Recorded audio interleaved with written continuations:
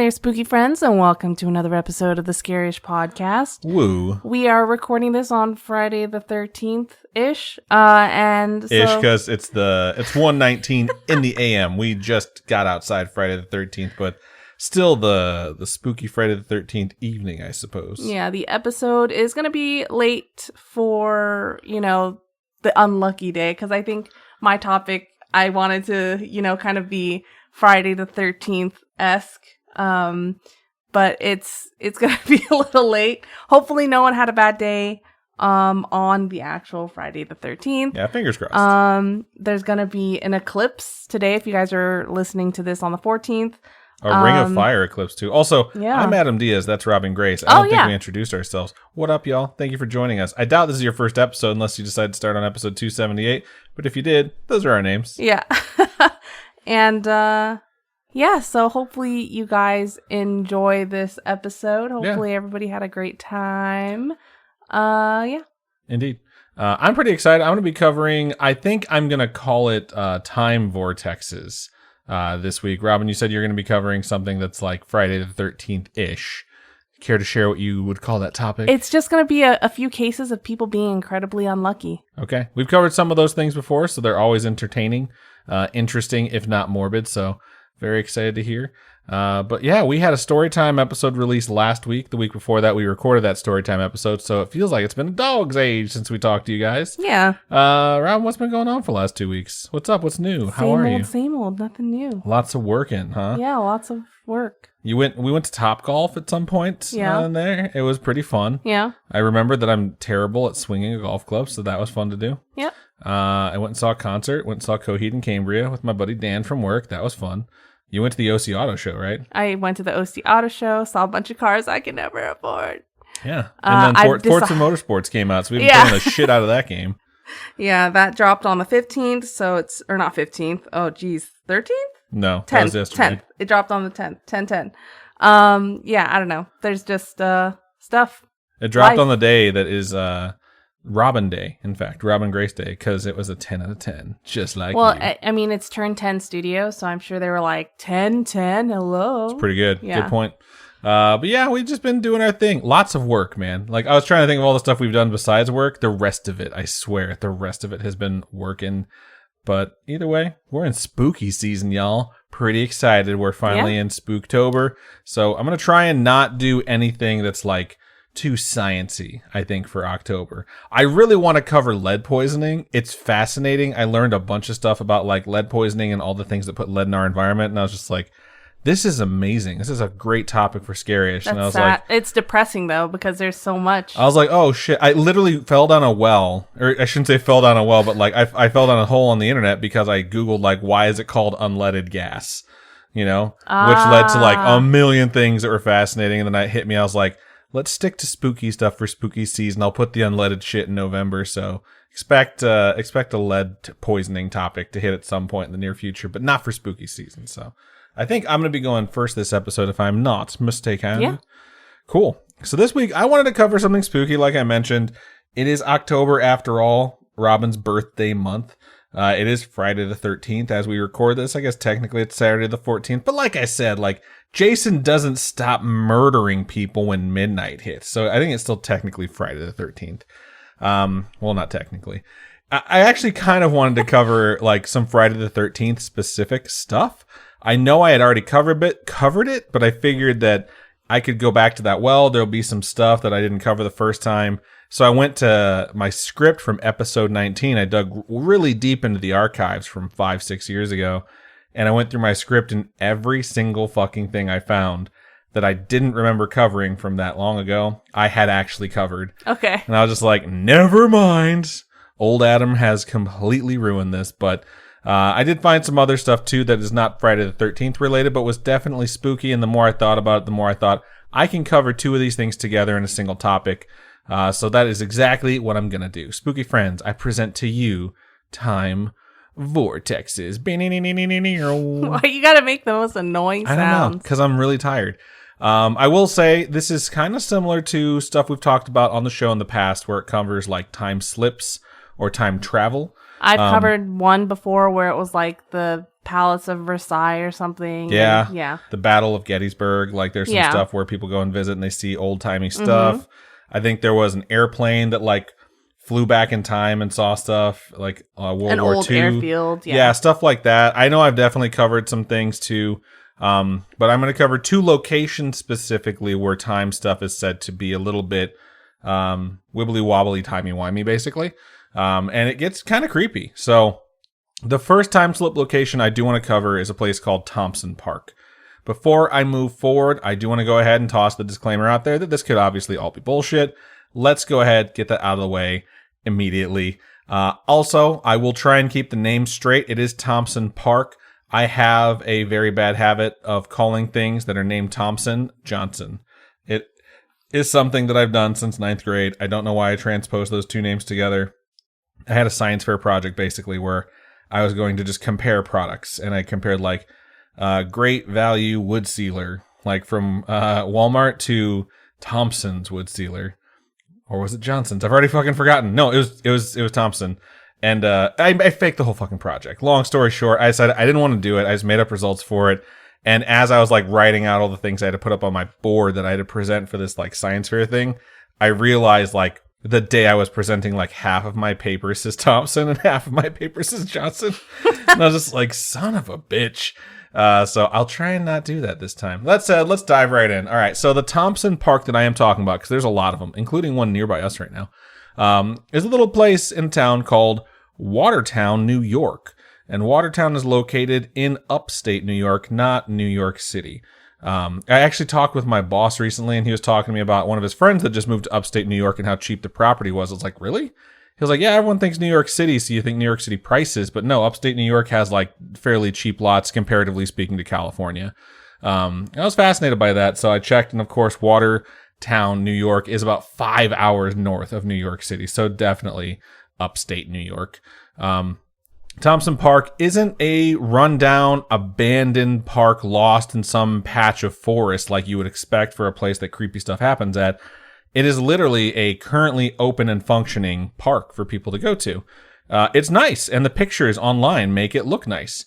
It has a splash pad for kids to play on. It has a public swimming pool to go into. It has this zoo right there, too, like right inside the park. It has a golf course that's attached to it. There are a bunch of trails that you can walk. The Watertown Water Tower, so the town water tower is also right there. There's a playground for the kids. There's tennis courts. And, of course, there's an interdimensional vortex. And I say that, and you're probably thinking, like, that's weird. A zoo and a swimming pool? That sounds bizarre. I mean, what town doesn't have a vortex? I don't know. There's some out there, but a lot of towns don't actually have a sign that says interdimensional vortex, which is pretty funny too, because if you go and you get into Google Maps and you search Thompson Park, Watertown, New York, you know it has pins on a bunch of different stuff. It has a pin on the zoo. Yeah. It has a pin on the golf course. There's also a pin where it literally says interdimensional vortex, and it's where they place the sign to let people know weird shit happens here. And it's kind of funny to me because you see that, obviously, if you go there and you read it, you'd be like, oh, I'm entering the spooky zone, which is coincidentally, like, I think the second name that we thought of for the show was Spooky Zone. Totally kidding about that. Yeah, that's not true. But it's still pretty catchy. No. But what exactly is happening in this spooky zone? All right, let's talk about this. So there's supposed to be a strong electromagnetic field over Thompson Park, which is apparently what fuels this vortex of weird shit to happen. Okay. Visitors have reported things like disorientation, confusion, hallucinations, shit in the pool sometimes, which is truly the worst of all four of those things, because no one wants that in a public pool. It's really gross. You can scratch that last one, obviously. I'm kidding. It is a very nice place, but it does have this reputation that people go there and they just don't feel right. And like hallucinations are a pretty intense thing to be associated with a location that's supposed to be safe for the public to go to and like have fun in. And it's like meant for people to go there for recreation, to go there for like, you know, a visit to the zoo, go for a swim and then trip your balls off. I mean, that sounds pretty awesome. Like I'd fucking go, but obviously it's not what the city was hoping for when they built this place. So it's not just that, though. According to legend, individuals that are not at the exact location of the sign, but just some places within Thompson Park. Did I say Thompson or Johnson? Thompson. Okay, cool. That are at Thompson Park, they just sort of wind up in a different location. Like they'll be walking around and then suddenly they're in a different spot in the park. And it's kind of fucking weird because people don't understand like how they got there, basically. So they just lose huge chunks of time? Or? Not necessarily losing chunks of time. In some of these instances, they're just basically stating like they're basically teleporting to other parts of the park, and they're very confused and disoriented. And I think that's where the whole confusion part comes in, is a lot of people are just like, whoa, how the fuck did I get here? Like, why am I at the golf course all of a sudden, you know? Yeah. Like I was walking the trails and all of a sudden I walked directly out into the golf course. So the legend states that the town put up that sign due to the frequency of people having these issues. But it does seem from the nature that the sign, it has like an alien's face on it. Okay. And it seems like they're really leaning into the legend to get more people out there to go check this shit out versus like actually wanting to warn people. It doesn't seem like they take it very seriously. Has anyone ever gone missing? We'll get to that. So it's kind of funny though, because I say that like they're leaning into it and it's kind of cheesy. I'll be honest, I totally want to go. If I'm ever in the area, it's a really nice fucking place. I'd love to golf there. It'd be super fun to go check out this sign too. So I guess it's working. But there are woods around the park. It's not just a bunch of recreational activities. There's all these different things you can do there. But surrounding those areas are like, you know, dense forest essentially. It doesn't go on for, you know, miles and miles and miles. Basically, the park itself is a square-ish shape on the map. And the lines to that are definitely actual roads. So basically, if you ever got lost in any part of the woods that surround this park, you could pick any direction to walk. And at some point, you're either going to come across like the visitor center, or you're going to wind up at a like road with a bunch of houses by it, or like businesses or shit like that. So although it's creepy, it shouldn't be something that you're worried about getting lost in. Like a Blair Witch situation shouldn't happen here. You shouldn't like have miles and miles of forest that you're going to get lost in.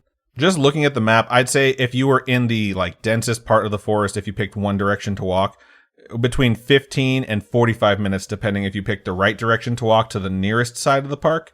And if you're walking to the furthest side, you'd probably get out of there within 45 minutes. It shouldn't take that long on foot, even if it's like dense, thick forest or woods. That's still a pretty big park. I mean, 45 minutes. It's big, but you're not going to get lost in there where they have to send out a search party because they're worried that you're going to die, you know? Okay.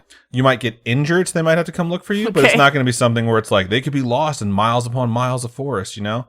There are stories out there, too, of people stating that they got lost, which seems weird because they figured they could just walk in one direction and they'd eventually, you know, get out of there.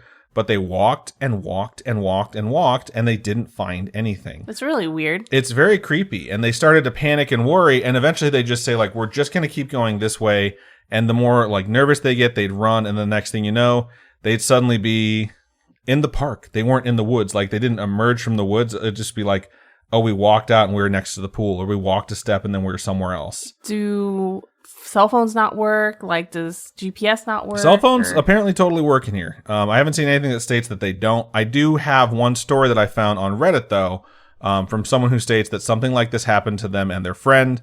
And it's actually really creepy. It was two girls. They decided that they were going to go and, you know, just walk the trails here just for some exercise in the, not evening, but late afternoon when the sun was still up. They weren't going to stay very long, and they were there for probably 15, 30 minutes before they realized that they had lost the trail, and they were essentially not on a trail anymore. They were just in the woods, you know? And they started to get worried, but they realized if we just keep going, we're eventually going to find the park itself, or we're just going to find the road. And based on the trail it says that they were on, if they would have kept going north, they would have like wound up at Wendy's or some shit, you know? Okay. They would have walked out of it pretty quickly. And they kept going, and the woods just kept going. The trees just seemed to stretch on and on. They couldn't see anything. Yeah. They were there for like 30 minutes wandering before they started to get really nervous, like sort of realizing they should have seen something by now for how much they had walked. And then when they started talking about the fact that it was really creepy, all the noises in the woods just completely died out. So no wind, no rustling of leaves, no bugs, no birds, just dead silence. And that was when they started to get pretty scared. So I think that's the scariest part of anything is when there's no sounds of nature, or you don't even hear the wind or anything. It's just silent. Yeah. That's just super unnatural. So they kind of panicked at that point, and they started to rush to try and get out. In their fear, they didn't really pay attention to the fact that it was a little bit more dire than they thought because the sun was going down and it was getting pretty dark already. And by the time that they were just in there for about an hour at that point and they were wandering, it was dark. Like, it was dark enough where they were scared. They took their cell phones out to use as flashlights so they could see where they were going. One of them said to the other one, like, you should keep your phone in your pocket. That way, if we need to call someone, we can. I think at this point they were scared, but they didn't want to like call 911 or anything because they'd only been hiking for like an hour, maybe an hour and a half at that point, where they were starting to like freak out like they had gotten lost, but realizing it shouldn't be very far of a walk for us to get back, you know? I'm sure they had it in their heads where if we need to call for help, we will. And that's why we want to keep one of those cell phones fresh and use the other one for the flashlight. So they kept walking and walking. I couldn't help but think like, why wouldn't you just check like Google Maps or Apple Maps or whatever kind of phone you have just to see like, hey, can you ping my location and see exactly where I am to see how close we are to stuff? Yeah. This story was told in like 2017, but it was told about like this happened 10 years ago. So I was like, maybe the map system wasn't around back in like 2007. I can't remember how far cell phone technology had come at that time. So I was like, I'll hold my skepticism, but I do think there was definitely things they could have done to just like expedite their escape, basically. Eventually, they walk. It's really dark. One of the cell phones dies, the one that was being used as a flashlight, and then suddenly they are just standing on the golf course. Wow. They're just on the golf course. They're like, how the fuck did we get here? And so the phone that hadn't been used as a flashlight gets taken out. They're like, see what time it is. Like, I feel like we were wandering in there for like an hour and a half or 2 hours. And the chick checked her phone, and it was past 3 a.m. And they're like, we were in there for close to 12 hours. Wow. And so they calculated it out based off of how much time they had been there, and they figured they lost between 5 and 8 hours, depending on how long they could have wandered and lost track of time. But realistically, there's absolutely no way they feel they could have lost that much time wandering in the woods. Yeah. Someone would have called them because they would have been really nervous that they didn't get home. They were shocked that no one did. And they felt like they had time just erased from them, essentially. And it really, really creeped this person out. And she posted the story. Of course, it's Reddit, so she got mocked for it. And, you know, a lot of people are stating like, oh, it must be the aliens, things like that. Things you usually say to someone if you're just trying to be an asshole to them. It is interesting, though, because the sign and the area in general refers to the Watertown Thompson Park as upstate New York's Area 51. I did see that picture that you sent me. It looks like it would be some ad for Area 51 in you know, you'd see Nevada, on the side of the road, when you're getting close to the actual location. Yeah. And these guys definitely kind of ham that up and advertise that a little bit like, ooh, really creepy stuff happens in this area. But for this person, they didn't think it was fun at all. Like, they were both in college at the time, and they were really freaked out about it. One thing that I found that was very interesting, though, is that the name of this town, I think for the last like 180 years, maybe even longer, has been Watertown. And that's just what it's been named. Area 51, when it was first being developed, wasn't called Area 51. For anyone who worked there or lived there or had to spend a lot of time there, they didn't say they were going to Area 51. They said they were going to the code name for it. Okay. The code name for Area 51 was Watertown. Oh my god. Yeah, so it's probably just something that's common, like how every like city or every state has like a bunch of cities that are named the same thing. But I did think that was an interesting coincidence where they decided they're going to call themselves upstate New York's Area 51, probably knowing full and well that Watertown is kind of an ominous name when it comes to that. So still kind of weird if you're ever in that area. I don't really recommend checking it out on your own. Wouldn't hurt to have Google Maps or Apple Maps out at all times just to see if you teleport somewhere, if it'll follow you and let you know where you've been teleported to. Map my walk or map my ride or something like that. Yeah, something like that for sure. I did check to see if there was any missing persons cases because part of this legend is that people have gone to the park and went on the trails and never come back. And you see that on the more, you know, bullshit websites, the ones that are really done up to make it look like this place is evil. Yeah. Imagine someone that like just figured out how to edit basic HTML back in the MySpace days, trying to do as much as they possibly could to their profile. When you see a website like that and you're trying to do research, you're like, this doesn't reek of authenticity at first glance.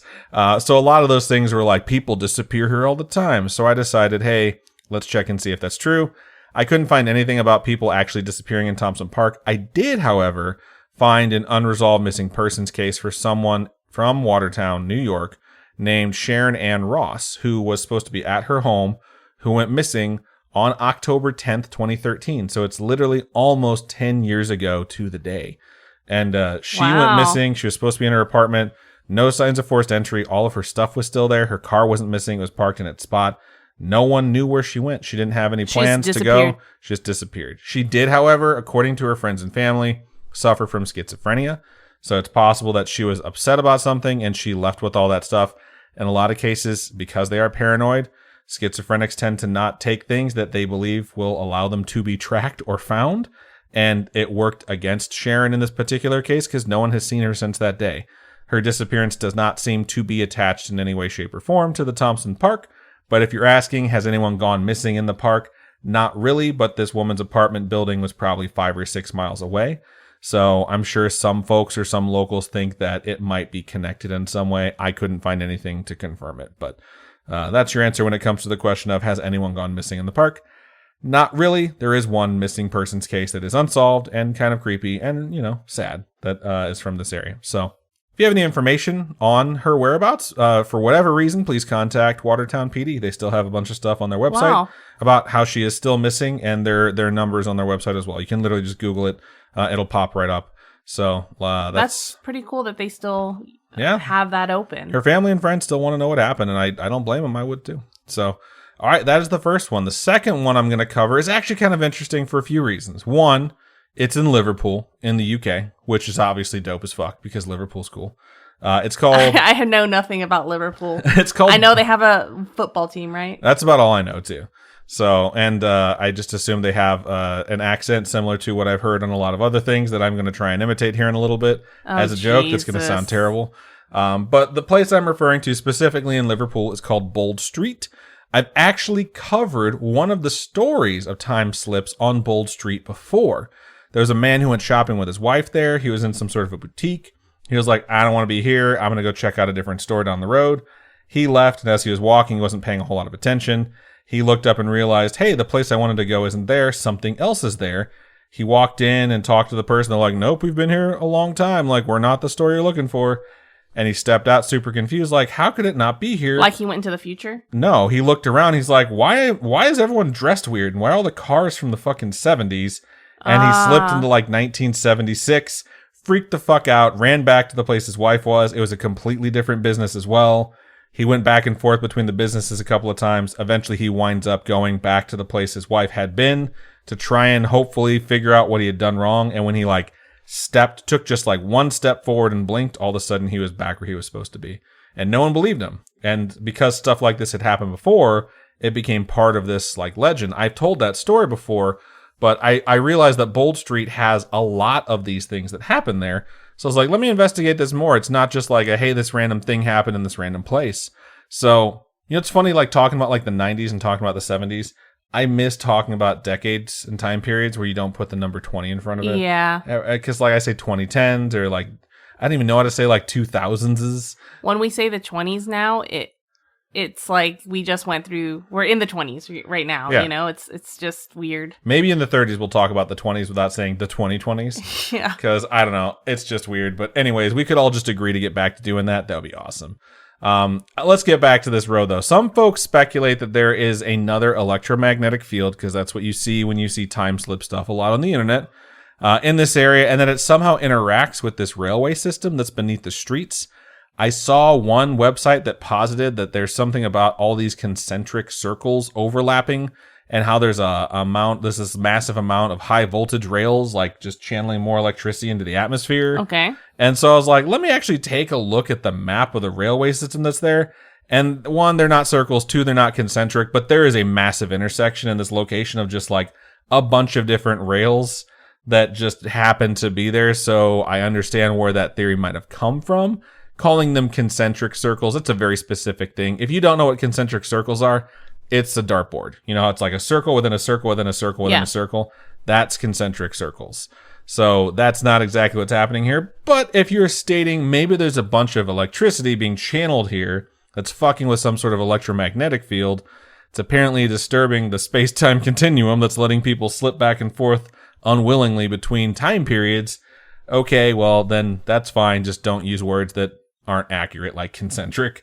But that said, there's not a whole lot of information here where people are trying to figure out why this is happening. There's like much less speculation on what causes this. I feel like there's just two attitudes. Is this happening or is this not? And overall, I feel like there's just less skepticism over there because people are just like, oi, shit happens, isn't it? That is the worst. That sounds awful. I don't know. I thought it was pretty, like 1 minute you're drinking a bottle of water and the next you're in the past, Stop. governor.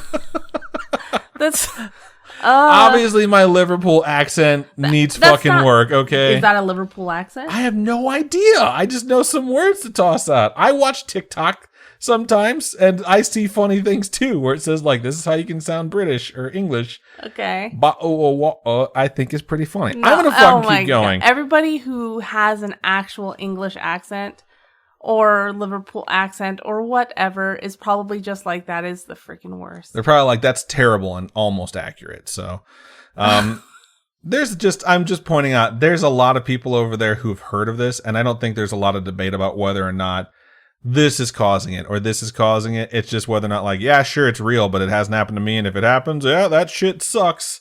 Same shit, different day. And they just move on with their lives because they have more important shit to do. So I do want to cover the story that pulled me back to this region's vortex, though. So in 2006, there was a 19-year-old kid who went into a store in this particular area. And while he was in that store, he decided, I'm going to steal some shit. And he did. Picked up some stuff. I imagine the scene from fucking Hot Fuzz where the kid's stealing stuff in the store and then Simon Pegg chases him out of the store. Yeah. Essentially what happens, I think, I don't know if it's the same way over there, but in America, if you're shoplifting, you have to leave the premises for it officially to be, like, stolen. Yeah. I think you can get in trouble for taking stuff and concealing it on your person, but if you actually want to file charges with them, they have to leave the premises with the item they haven't paid for. That's essentially what happens here. He leaves. The guard from the store goes after him because he sees that he was stealing. And he runs. He just nopes the fuck out. He says, I'm not going to stick around to get in trouble. And so when he takes off, the guard takes off after him. And as he's running down the street with his 5-finger discounted goods, the security guard is gaining on him. So he decides he's going to take a hard right and turn down an alley in an attempt to lose him, or hopefully just gain some ground on him. He turns down the alley, he looks over his shoulder as he's running, and he doesn't see the guy following him. But he also doesn't see him pass and keep going straight. So he keeps looking back, and he realizes that guy just sort of fucked off, and then it's just weird. It's like eerily quiet. So he stops, he looks around, he walks out on a street, and everything looks very different.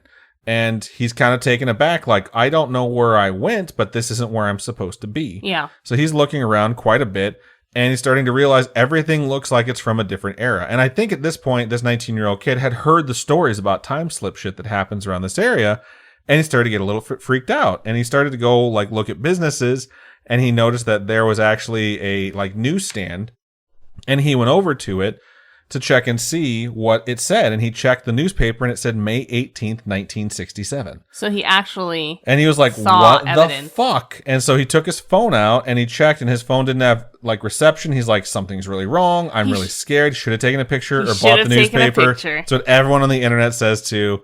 I think it's 2006, so it would have come out looking like shit, but still it would have been fucking crazy if they found him later and he had this picture on him. He basically freaks the fuck out, and he has no idea how he's going to get home. He's really scared.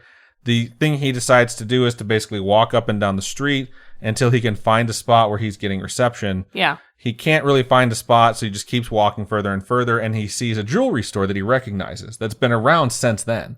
So he's like, it's a familiar thing to him. I'm going to walk over there because it's a building I know. Yeah. He gets to it. He checks his phone. He has reception. As soon as he looks up, this jewelry store is in the present, and he's back in the present. So everything looks modern again. And he's like super relieved. He looks back to where he walked from, and he said he could still see the past like slowly like fading away. And it scared him so bad that he just ran home.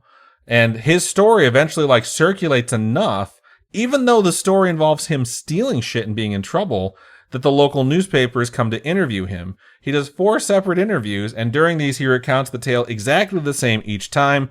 He doesn't care that he's going to get in trouble for stealing stuff. He's dead serious that this happened, and he's really, really scared about it. Finally, one of the newspapers says, let's go talk to the guard that chased him. Because if this actually happened, there would have been another person chasing him. When they sat down with the guard, they're like, tell us about what happened. The guard told his side of the story. We saw this kid. He was 19. He was stealing some shit. I chased him. As I chased him, he literally disappeared into thin air before my eyes. And that was the guard side of it. Was like, I don't know what the fuck happened, but he vanished. And there's no chance that they've like worked together on a fake story. There's absolutely a chance. It's the internet. Okay. This could all be bullshit. But the guard's story wasn't that he turned the corner and he didn't see him. It was that he just fucking vanished into thin air, and it freaked him the fuck out. I couldn't find any of the articles written on these local papers based off of this story. It could just be some horse shit that spread around the internet for a long time. This one, however, I thought was super interesting and also super creepy because if I time slip back into the past, the first thing I'm probably going to do is check to see if my phone has service. Because if I can call someone and I'm in the past, then I'll be like, I'm hallucinating. Like someone come and take me to a mental hospital. There's something seriously wrong with me. But if I don't have any cell phone reception, it's completely gone. Then at least it's something familiar that I can like hold and like see my memories and stuff like that. And maybe show to someone from the past, like, does this look like something you've seen before? And they'd be like, oh my God, what's that thing from Star Trek in your hands? Is that a phaser? And I'd be like, yes, give me all your money. But it's just something that you would have. I'm saying I had no idea what I would do if this were to happen to me. So this story felt like what people would do if it actually occurred, Yeah. So it's just a super interesting one. I was like, I'm gonna have to bring this back up. These two things are pretty similar. The time vortexes, I can tell these in like the same vein and just have that be my topic this week because I thought they were super interesting. It just kind of reminds me of Five from Umbrella Academy when he's running and he just changes. He blinks too much and he can't blink back. Yeah. Yeah, for sure. And who knows? Maybe these people just have superpowers that are being activated and they just haven't figured out how to hone them yet. And maybe what's happening is that someone has this superpower to activate superpowers. And they live in this area, and when people get close to that person, they activate, and all of a sudden it's like, oh, the fucking time travelers are gone again. Adam's been watching a lot of Gen V. It's a pretty good show. So he's got superheroes on the brain. I've watched a lot of television recently. I've been like, we need to finish Community. We finished it. I'm caught up on the Wheel of Time. Last episode of Twats is going to be going up in the next 2 weeks for our season 2 recap. There was something else we finished too that I've completely forgotten about at this point. We're just working on Ted Lasso. Yeah, we're almost done with Ted Lasso. So I've been going through trying to finish series, and I'm caught up on Gen V now. So yeah, you got caught up on Drive to Survive. Caught up on Drive to Survive. I told myself recently, like, stop repeating stuff. Like, stop watching the same thing. Stop watching your comfort shows. Get out of your comfort zone and find new content. So I've been trying to do that more and more lately. But yeah, maybe that's why I picked this topic. But either way, I think it's cool. I think it's a good way to start spooky season. And I hope you enjoyed Time Vortexes 3. Thank you. Was it 1 or 2? You don't know. Maybe you slipped. Maybe you missed the first 2. Maybe you slipped backwards. Who knows? No, it's Time Vortexes 1. Thank you. Okay. I was just so confused. But thank you for that. It was interesting. Thank you. All right. Before we move on to Robin's topic, we are going to take a quick commercial break.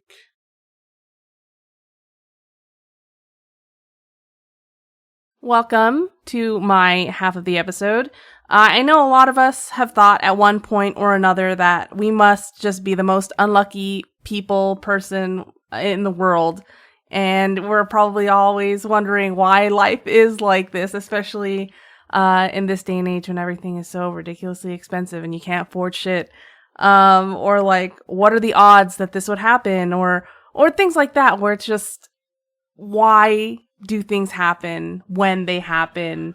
It's just, why am I so unlucky? I think the most common thing I've seen in my life that feels not real is how often, like the phrase, when it rains, it pours. Uh-huh. How often that happens to not just me, but a lot of the people I know. It's not like one big thing happened and then a couple small things happen and they're exaggerating. Like, no, it's like some heavy fucking things happen to people, like in a very short amount of time, almost like the universe hates them. And you can't say something like, the universe hates you. So I think people say like, you're just unlucky, you know? I know for me, I always think like if I had been 2 seconds later or earlier, like if I had left the house like 5 minutes earlier, that car accident could be me or something like that. You know, I definitely think that a lot. And for me, so you think you're lucky then? I think I'm unlucky, but I'm glad I'm not so unlucky that I get into. I feel like what you just described is a good way to take like a normal activity and have gratitude for it. Like, if this could have been much worse. Yeah. Like, I drove from here to work and caught some traffic because there was a fatal accident on the road, you know? Yeah. And just telling yourself like, that could have been me. Like, things could always be worse. You could feel unlucky if you want, but it kind of seems lucky from my perspective in some ways. Well, it's like when, that bird shit on you at Costco. I've been shit on birds 3 times in the last 60 days. And every time it happens around me tells me like, it's supposed to be good luck. And I say the same thing. I'm like, they just say that because they don't want you to feel bad that you just got shit on by a bird. Yeah, he was at Costco and that happened. We were at a baseball game. There are so many people there. If people actually believed getting shit on by a bird was good luck, when you're like standing anywhere that has rafters and there's birds in those rafters, you'd be like standing underneath them deliberately like, yeah, do it. When I feel like when that bird shit on you at the baseball game though, like you weren't under anything. I wasn't. He just flew overhead and it was just like target locked. Yeah. Anyway, okay. So for me, sometimes episodes of TV, like the show 911, where things like things happen in their cold opens or whatever, like the one where a meteor comes through that girl's ceiling and hits her. Have you seen that episode? No. Okay, maybe that's just me, but that does happen in one of the episodes. And you in look Reno at 911. No, in 911. Oh, that fucking show. I thought you said Reno 911. I was like, oh, I love that show. No, 911, the one that you hate. Oof. So rough. But you think things like that would never happen and that they're so unrealistic and it's just bullshit. But you'd be incredibly surprised that some crazy things happen to everyday people. So we'll begin with the story of Anne Hodges. So it's November 30th, 1954. That afternoon, there are reports from people across Alabama, Georgia, and Mississippi that report the sight of a bright red flash in the sky. Though they may have thought that it could be, a crashing airplane or something like that. I mean, it's post-World War II, right? I mean, anything coming out of the sky, people are like, it's an airplane. It's close enough to World War II for sure that you'd be like, oh my God, what's happening right now? Yeah, but it wasn't. What it actually was a lot more interesting. So a 4.5 billion year old meteorite collides with a 34-year-old woman, Anne Hodges. So I'm sure you're wondering, like, what's the difference between a meteor or a meteorite or like a comet or an asteroid? Because I'm not a scientist and I honestly did not know the difference until I looked this up. But I don't know if you guys are... Between meteor and asteroid? Meteor, meteorite, comet, and asteroid. Can I try? Okay, you can... What do you think it is? Comet is because they have ice, right? And that's why they have a tail is because so why do they have ice? Because they have ice. Like, what do you mean, why do they have ice? Because God made them that way. How did they get created that they have ice? I don't know. Okay. I didn't know I was going to get like a full fucking quiz on... I thought it was just like, what's the difference, not what their origin story is. Asteroids are supposed to be the largest, right? And they're the rockiest. They're basically like large rock formations. Okay, keep going. Meteorites are the smallest, or I can't remember. Meteor and meteorites where I get those two mixed up. But I think those are supposed to be the smallest. Maybe meteorite is it came to Earth. And meteor is when it's not on Earth yet, but they're the smallest and they're made of like some type of like metal or ore and rock. Okay, so an asteroids and comets are very similar. They are both remnant materials of what was left after the creation of the universe, pretty much, the galaxy, the planets.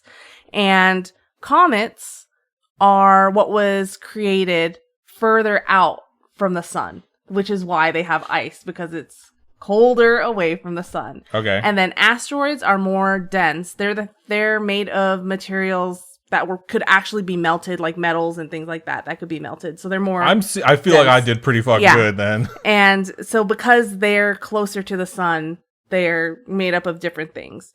And meteors are bits of asteroid that come towards Earth and pretty much vaporize in the Earth's atmosphere because it's hot. You're going at that speed, it's hot. And then meteorites are the pieces of that meteor that survive and actually hit Earth. So I was like spot fucking on. I'm a genius, everyone. Why aren't you a scientist? Why are you sitting here doing this? But yeah, so I had no idea. I'm obviously not a scientist. I thought it was fascinating. And now you know too, hopefully. But anyway, around 2 p.m., Hodges, she's taking a nap in her home in Sylacauga. I don't know how to actually say that city. Alabama. She's in Alabama. And when While she's taking this nap, suddenly she's shocked awake by an 8.5-pound meteorite coming straight through her ceiling. So this meteorite comes through her ceiling, this huge rock bounces off her radio and straight into her left side. Does she like peel a note off of it and it says like, "Dear Anne, fuck you, signed God"? Just imagine getting hit by a fucking meteorite. Every time I'm outside, I daydream about it. I'm like, just let it end. Anyway, it's not obvious that she survives, but she does survive. She's fine. She had a really, really big, rough bruise on her. 8.5 pounds of rock. Yeah, no shit. Hit you, right?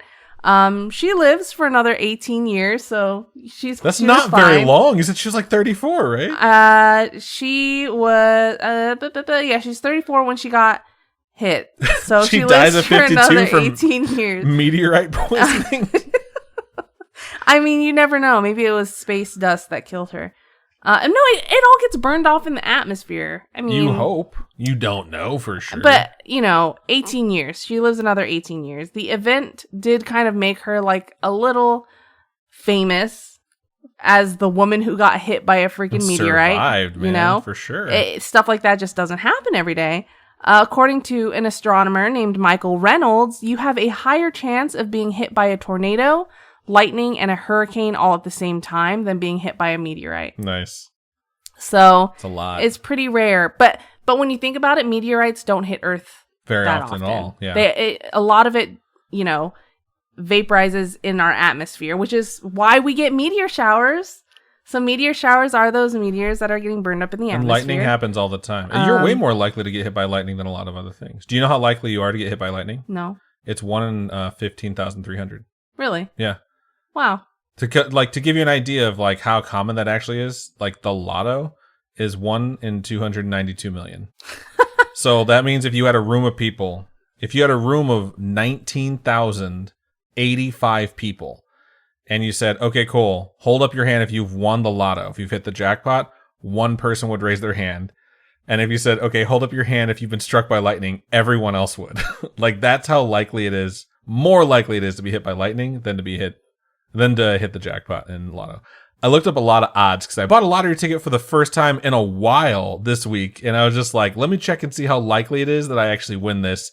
And I realized like I could probably play air guitar on a shark and get struck by lightning as it leaped out of the water. And I could do that 6 or 7 times before I won the jackpot. So yeah, fun stuff. Do you have higher odds of getting eaten by a shark? Oh, for sure. Abso-fucking-lutely. Like, the lotto is one of the least likely things that you could win at, jackpot-wise. They put that thing on the ticket that says, like, 1 in every 17 win. Like, yeah, you win, like, a fucking penny. Adam got excited. Your lifetime. He won $4. I did. I won $4 on a $2 ticket. Give me your money, y'all. I will double it. Anyway, I sent Adam a video of this guy getting his pinky torn off by a shark earlier this week, too. That's his goddamn fault, too. He tried to pull the shark into his boat by the shark's gills. Like, he was trying to remove the shark from the sea. Just leave it be, man. So, okay, the owner of the home that Anne had been renting from, they wanted ownership of this meteorite that hit her. And so they sued her and her family for this fucking rock. They sued her for this rock. They ended up settling out of court, but Anne had to pay her landlords $500 to keep the meteorite that hit her. That's fucked up. They used it as a doorstop for a while, just in their house, using this meteorite as a doorstop. I would have wanted it to get tested, make sure there's no radiation or anything that's going to kill me in 18 years. I just want to see if it's like worth putting in a museum or if it's valuable in some way before I started using it as a doorstop for sure. They eventually donate it to the Alabama Museum of Natural History. That's cool. So I guess it's there. If they have it on display, I have no idea. But she literally pays her landlord for this crap. It's just Can you imagine getting hit by a fucking meteorite, surviving, and then your landlord being like, "Give me the rock." Yeah. Like, fuck off, man. God threw it at me. It's true, though. Like, what are the odds? How unlucky do you have to be for one rock to come out of the sky? Not just the sky. Like, someone threw it really high. Fucking base. Like, that came from outer space and struck you. I have Googled, by the way, the odds of getting attacked by a shark. This is specific to the United States. I do want to put that out there. 1 in 11.5 million. Okay, It is very rare, and getting killed by a shark is 1 in 264 million. What about an elephant? An elephant? Jesus Christ. I'm just going to keep talking. You know that the animal that kills more humans than any other animal, is a hippopotamus? Right? It is a hippopotamus. And they are fucking herbivores. And, they just see people and they're like, I want you dead. I consider myself a hippo when I'm hungry. I'm a hungry hippo, so you better watch out because she will fuck you up. I'll fuck you up. Elephant's the new animal I'm searching, right? This is such a bizarre episode. Okay, anyway, so the next one here that I'm going to talk about is someone we should, or at least woodwind instrument enthusiasts should know, is Adolf Sax, the inventor of the saxophone. It's an unfortunate first name. Okay, this episode is about people that are unlucky, okay? So just... It's a good thing he named the instrument after his last name. Can you imagine if they're all called Adolphophones? Oh, God. Okay. So, you're so stupid. Okay, aside from being a huge piece of musical history, he was actually incredibly unlucky. I mean, okay. So his name is Antoine Joseph Sax. That was not, Adolf was like a name he got picked up, you know, like how people call you Dick. Who picks up? Okay, wait. When was he alive again? You said 1814? He was born November 6, 1814. I haven't even gotten there yet. Stop reading my script, you stupid bitch. I just wanted to know if he had the name before it was made It was bad. before it was cool, okay? Or uncool. I was going to say, Jesus, Robin. So, November 6, 1814, he's born in Belgium. He came from a musical background. His dad was also a musician. I think both his parents were musicians, but he started crafting his own instruments in his teenage years. He studied the flute and clarinet, and while in Paris, he debuted the saxophone. It was his attempt at improving like the tones of the bass clarinet. Okay. He almost didn't live long enough to invent these instruments. To invent the saxophone. He almost didn't live long enough to invent it. Why right? is that, Robin? Was he attacked by an elephant, which apparently only happens 146 times every 10 years, so it's very rare. Okay. Thank you for that little tidbit. You asked me 5 minutes ago, and then you fucking moved on. So when he was a young boy, he fell out of a window. He was also hit in the head with a brick or a large stone of some sort at some point. He also somehow managed to swallow some sort of pin or needle. That's not unlucky. He sounds kind of stupid. He also drank some watered down acid. Stop putting things in your mouth and swallowing them, dummy. It wasn't like drug acid, you know, it was like burn your insides if you drink it type acid. There was an incident where he tripped and fell onto a hot stove and landed on a cast iron pan. He almost drowned at one point. Did he try and drink all the water in the pool based off the habits I've seen forming here? He somehow found himself being burned in a gunpowder explosion. Like, I mean, I've done that one. Like, shit happens. These are just horrible accidents in this guy's lifetime. Like, I've definitely had accidents. My parents have had accidents, but like, this is on another level. This is like, you know, like Final Destination, where death is just like, how is this guy surviving? I gotta throw the next thing in front of it. Like, I feel like this is anti-Final Destination. Like, he's supposed to live long enough to invent the saxophone, and death is watching like, did this motherfucker just drink acid? Like, are you kidding me, man? It's just like, I don't know, man. This guy's a fucking idiot. He invented the saxophone. He is not an idiot. He drank acid. Like, what? Maybe he didn't know. Did it not have a label on the side that said acid? Was it not green brackish fluid that was bubbling? Like, who the fuck? Babe, okay. Hydrochloric acid is not green and bubbling. Okay. If I've learned anything from Rick and Morty, all acid's green and bubbling. You're That's all so I know. Stupid. I don't know, babe. I think you're the idiot in this one. Okay, so it's said that even his invention of the saxophone was some sort of accident. It was... Of course it was! This fucking guy! Like, are you fucking kidding me? He's a genius and he accidentally invents the saxophone. he was modifying a sax horn and it turned into what we know today as the saxophone. But have you watched the episode of The Simpsons where Homer accidentally saves the town? no. And everyone treats him like this genius who saved everyone. He prevented this nuclear meltdown. The way he did it was doing eeny, meeny, miny, mo on his safety panel. And the last button he picked was the one to stop it. At the end of the episode, it happens again, but everyone's there and they see how he does it and he saves the town again. And they're all like, oh, you're not smart. You're a fucking idiot. You're just super lucky. And so it becomes known as like pulling a Homer to screw up so bad that you accidentally succeed. I'm pretty sure the guy who wrote the Simpsons episode knew this guy existed Oh, no. and decided to make the episode like that because of this. The cherry on the cake for this guy is that he eventually develops lip cancer late in his life. He developed lip cancer? Yeah. Imagine being a woodwind instrument musician and you develop lip cancer. Imagine. That's like Alanis Morissette shit. Have you ever? She couldn't work that into one of her verses. Oh my God. Have you ever played a trumpet or a sax or like, you know, these instruments that require you to use your lips? Yeah.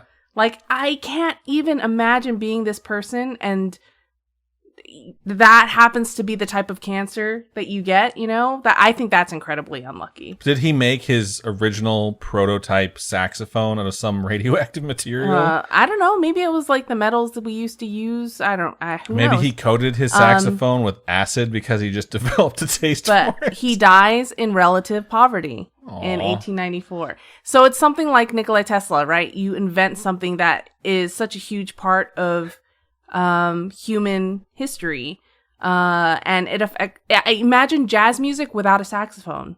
Let me ask you this. You said he was born in 1814, He right? lived a long life. Yeah, I was going to say he lived in 80 years old of misfortune. So that's a long life for the 1800s. That's a long life of a lot of crap happening to you, and then you die poor even though you invent one of the greatest instruments of all time. It's interesting. Yeah. It's sad. Yeah. Tell that to Nikola Tesla. He invented fucking what? AC/DC currents or some shit? He invented a bunch of shit. AC/DC was the main thing that I think people remember him for. He has nothing to do with the car, folks, just to let you know. But yeah, so that's his story. Pretty sad. Yeah. Some of that shit he did in his younger days seemed like he swallowed a pin. That's not unlucky. That's stupid. So, like, you wouldn't take the your next kid. time you choke on a bone or some shit, I'm Okay, gonna be if it's that's just fucking if it's stupid. food related, you can be like, okay, that shit happens. But if it's something you shouldn't have in your mouth, like, you wouldn't take your kid to get Legos removed from being shoved up his nose and tell the doctor he's just unlucky, because the doctor would diagnose him with stupid and send him home. Have you stuck tweezers into an outlet before? No, I'm not a moron. Have you licked a charger? A charger? Yeah. Like the car? A phone charger. No. Why would I lick a phone charger? Because it makes your tongue tingle. I licked a 9-volt battery because we didn't have phone chargers when I was stupid enough, young enough to do that. Yeah, phone chargers don't do that now, but back in the day, they did. You're the reason that they made Nintendo Switch cartridges taste terrible, huh? It all makes sense now. Okay, anyway. I like that Robin's defending this dude who swallowed a pin and drank acid. Like, no, he's unlucky. He's not dumb. Anyway, so this next one, Jesus. He's a great guy. You just don't know him like I do. This next one isn't so much unlucky as just, I don't know what to call it. It's unlucky, but not Adolf Sachs unlucky. Okay. This guy just had really shitty, quote unquote, friends. So Michael Malloy, he's born in 1873. He's an Irish immigrant who lived in New York during the 20s and 30s. This is like Gangs of New York time, isn't it? I don't know. Like, things are not good for Irish folks in New York, I think, around 1873, but I believe that. I might be getting my dates mixed up. Though he was formerly a firefighter, by January of 1933, he was a homeless, unemployed alcoholic. So he has 5 friends, quote unquote friends. Tony Marino, Joseph Red Murphy, Francis Pasqua, Hershey Green, and Daniel Kreisberg. And these 5 would be dubbed the Murder Trust. So it's already, a bad sign in this story. What they did was they took out a life insurance policy or multiple policies on Malloy to the amount of what would be equivalent to approximately $79,000. That's not a lot. It's not a lot, but that's what they did. I mean, maybe back in the day, I think it was like $3,500 or something. You said 5 of these guys? 4 or 5? 5 of these guys. 5 of these guys. So each would only get like a little over 10 grand. I think $16,000 if my math is correct on this. I'm not good at math. So if that's what you say, that's the right amount of money. Okay, so these guys come together. They make up a plan, and their plan is to get Malloy so incredibly drunk, like to drink himself to death levels. Okay, so Marino, he owns a speakeasy and gives Malloy an open tab, unlimited drinks, open bar. He thought that he would just come into this bar, have unlimited drinks, drink himself to death, just take advantage of the fact that he can drink whatever he wants, right? He does take advantage of this open bar, and he drinks for the majority of his waking day. It did not kill him like they hoped that it would. So said they gave him the greatest day of his life. So Marino decides to swap the booze out with antifreeze. And so Malloy continues to drink. Fuck. Oh my God. But nothing happens. This doesn't seem unlucky as it just seems like straight up murder at this point. So this guy keeps drinking, no issues. Which to me seems lucky, right? He's now drinking antifreeze and he's still fine. The internet says that ethanol blocks the absorption of ethylene glycol in the liver. So that's why it's so like because they got him drunk, he could process the antifreeze. And I was just like, what the heck? Apparently it's like an antidote for antifreeze poisoning. So I don't know how much that's true. I was going to say the internet said so. Don't go drinking antifreeze is all I'm saying. Which is funny because we drink booze, but booze is also poisoning your body. We should just treat our bodies as a temple. But I'm not. I like how you crack yourself up with that because you're like, what a bunch of bullshit that's coming out of my mouth. Right I'm not a scientist, so I can't. I'm not a scientist, so I can't. Shut up. What? I'm not a scientist, so I can't say if it's true or not. But it sounds like this guy's just really lucky. So then, the Murder Trust, they decide to swap the antifreeze for turpentine, however you say it, wherever you're from. How this guy does not realize that what he is drinking is these chemicals, pretty much, right? Is insane to me. I just don't know how. He was probably sitting there and his buddy Adolf was like, hey dude, I drink acid all the time. Trust me, that smells like turpentine. You're good to go. So he survives. The swap of antifreeze turpentine. Turns out antifreeze is the perfect cure for turpentine. They then swap the turpentine out for horse liniment, which is a topical treatment for aches and stiffness. Okay. When I hear topical treatment, I think of like a cream. Yeah, like cream, like lotion. It can come in the form of what would look like water, or like creams and lotions and stuff like that.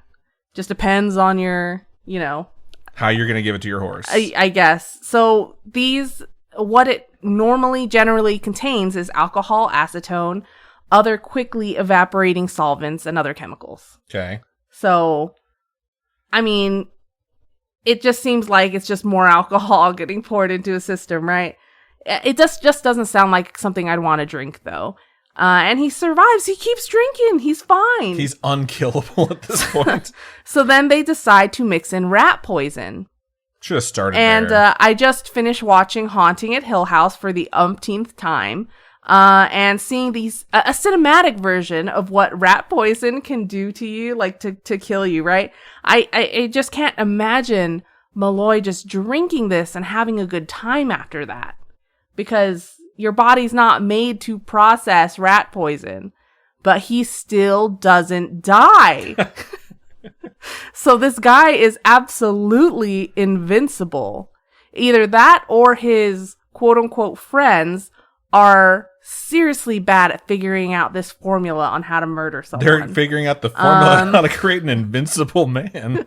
So then they add wood alcohol, which is pure methanol, to his shots. And he still doesn't die. Is he just like super fucked up, or is he just okay? He's good to go. I'm sure he's real fucked up. There's no way you're not after all that. But he's not dead, and that is the main point. So then they decide to give him raw oysters soaked in wood alcohol, a sandwich made up of spoiled sardines mixed with poison. It's nuts and bolts. So spoiled sardines mixed with poison and carpet tacks.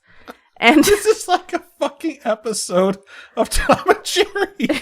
Like, what the fuck is happening? So he fucking eats all this stuff, drinks all this stuff, and he's still not dead.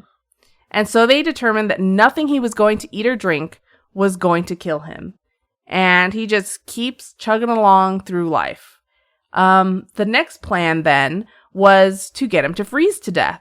So on an extremely cold night, after Malloy drank to the point of passing out... So let me get this straight.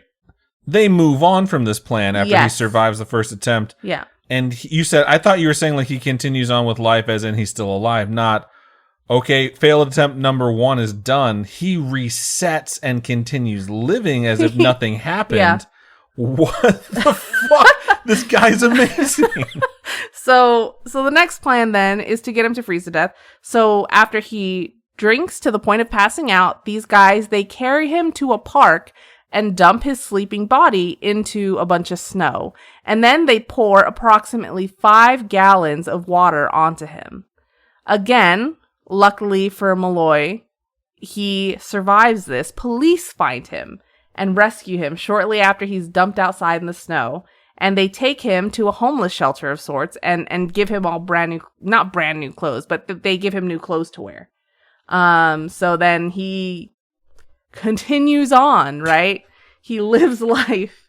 He survives this, goes on to live another day. The group is thwarted yet again. And then the group decides they're going to try to kill him by running him down in Green's taxi at 45 miles per hour. The group thinks he's dead after hitting him with a car. He spends 3 weeks in the hospital with broken bones. Jesus Christ. So he spends 3 weeks in the hospital. On February 22nd, 1933, he passes out for the night when the group takes him to Murphy's room. And there they put a hose into his mouth that was connected to the coal gas jet. Don't know what that is. Not from that time. Obviously. I'm from now times. But once they turned this coal gas, I'm sure it's like a furnace or something, right? Something that churns out fucking smoke or some shit. I would guess, yeah. I googled coal gas jet, and I'm not seeing a whole lot about it, so that sounds right. Let's go with it. Yeah, I don't know. But they turned this thing on, and it is finally the nail in Malloy's coffin. He dies within an hour. His cause of death was listed as lobar pneumonia, and pneumonia generally goes through stages before you die, right? It fills your lungs with fluid to the point where you can't breathe. So his cause of death is getting sick to that point where he can no longer breathe, has respiratory failure, and dies. So he has a quick burial because that's what the doctor puts on his death certificate. Police, however, find it incredibly suspicious that Mike Malloy, nicknamed Mike the Durable, has died. So they have this body. They're like, he had to have been murdered. I saw him drink that blue stuff they clean combs with. He can't be killed. So they have his body exhumed and forensically examined. The police get them to do that because they don't believe he could just die, right? The murder trust gets put on trial and convicted of his murder. Dr. Frank Manzella, the doctor that had signed his death certificate, gets held as an accessory after the fact. Oh, shit. Because he was in on it, right? Green goes to prison while the other 4 are sentenced to death and executed by electric chair, all within 1934, so a year after his death.